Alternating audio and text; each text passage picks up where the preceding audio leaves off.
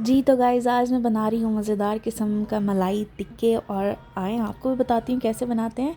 तो उसके लिए हमें चाहिए होगी क्रीम और ये मलाई है जो कि मैंने क्रीम फॉर्म में बना ली है, घर पे बनाई है। और साथ में अपने योगर्ट ले लेना है, बेल पेपर, लेमन और हरी मिर्चें कुटी हुई कूट लेना है हरी मिर्चों को, चिकन और साथ में नेशनल का मलाई टिक्का मसाला ले रही हूँ मैं, आप कोई भी ले सकते हैं। तो आपने ऐसे चिकन को निकाल लेना और उसमें सारे इंग्रेडिएंट्स जो हैं वो क्रीम और योगर्ट और हरी मिर्चों का पेस्ट और जो हमारा मसाला है वो मिक्स कर देना है।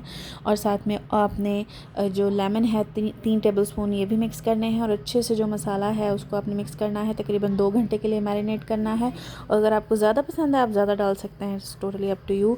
और साथ में ऐसे आपने जो है वो सीख में लगा लेने हैं आपके टिक्के। अगर आपके पास सीख नहीं भी है इट्स ओके, आप ऐसे रख सकते हैं अपने ओवन में। और देखें कैसे मज़ेदार किस्म के जब बन के तैयार है हमारा मलाई टिक्का।